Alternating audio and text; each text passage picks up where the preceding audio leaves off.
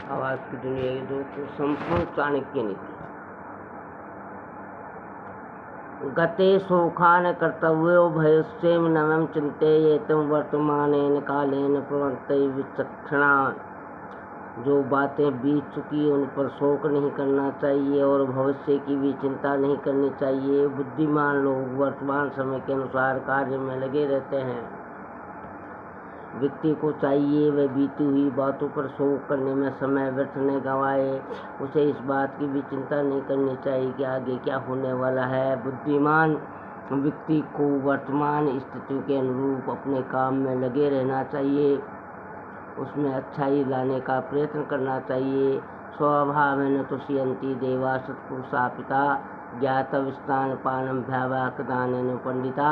विद्वान सज्जन और पिता स्वभाव से भी संतुष्ट होते हैं। बंधु बाधव अच्छे खान पान से पंडित लोग मधुर भाषण से ही प्रसन्न होते हैं। विद्वान पुरुष सज्जन व्यक्ति और पिता स्वभाव से ही प्रसन्न होते हैं। वह केवल व्यक्ति के स्वभाव को देखते हैं। पिता अपने पुत्र के स्वभाव से ही प्रसन्न होता है।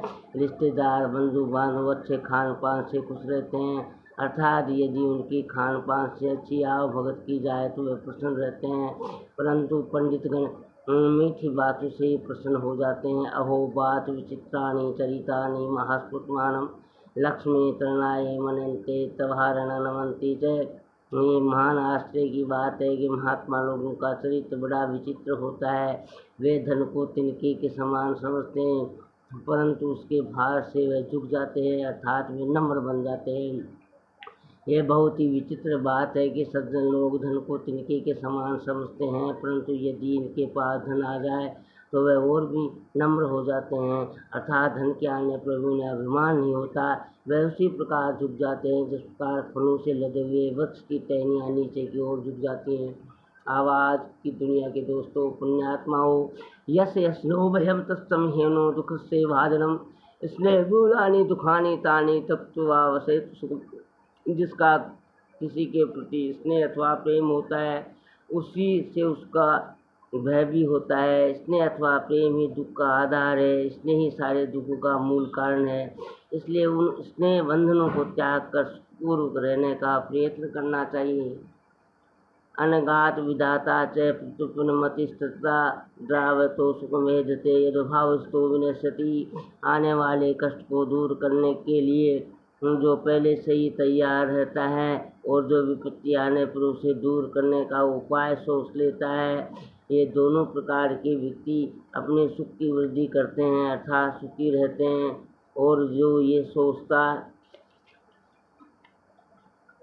है कि जो भाग्य में लिखा है वही होगा, ऐसा व्यक्ति नष्ट हो जाता है।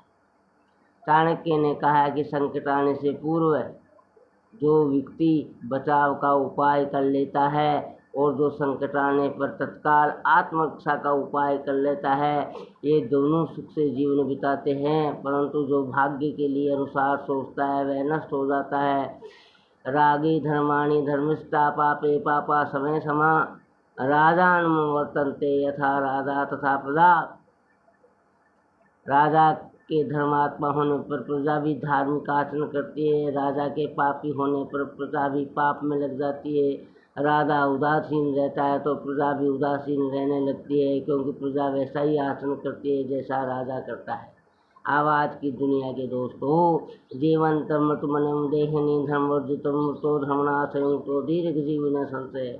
चाणक्य कहते हैं कि मैं धर्म से रहित अधर्मी व्यक्ति को जीवित रहने पर भी मरे हुए के समान समझता हूँ। धर्म से युक्त मनुष्य मृत्यु के बाद भी जीवित रहता है, इस बात में किसी प्रकार का संदेह नहीं। मृत्यु के बाद धार्मिक के जीने का अर्थ यह है कि व्यक्ति की कीर्ति, उसका यश, उसके अच्छे कार्यों के कारण अमर रहते हैं। अधार्मिक व्यक्ति तो जीवित रहता हुआ भी मरे के समान है, अर्थात उसे न तो कोई पूछता है और न ही उसका समाज में कोई सम्मान होता है। धर्मात् काम मोक्षाण यस्तौने निजय विद्यते अजागलस्ते तस्ते न। जिस मनुष्य के पास धर्म अर्थ काम और मोक्ष चारों में से एक चीज भी नहीं है, उसका जन्म बकरी के गले में लटकते हुए स्तनों के समान निरर्थक होता है। दधमाना सुतवेशना नीचा पर्योषिघ्ना सत्तादम गंतु ततो निंदा प्रकरोटे। नीच मनुष्य दूसरे व्यक्ति के यश को बढ़ता हुआ देखकर उसके यश रूपी कीर्ति से जलते हैं और जब उस पद को प्राप्त करने में असमर्थ रहते हैं तब उस व्यक्ति की निंदा करने लगते हैं। दुष्ट व्यक्ति दूसरों को तरक्की करता देखकर उससे जलने लगते हैं। उसकी कीर्ति रूपी आग उन्हें जलाती रहती है। जब उस कीर्ति को प्राप्त करने में असमर्थ रहता है तब उस व्यक्ति की निंदा करने लग जाता है। जय श्री कृष्णा, राधे राधे। सब्सक्राइब है ये नितांत आवश्यक है सज्जनों, मेरी आपसे भी नंबर गुजारिश है।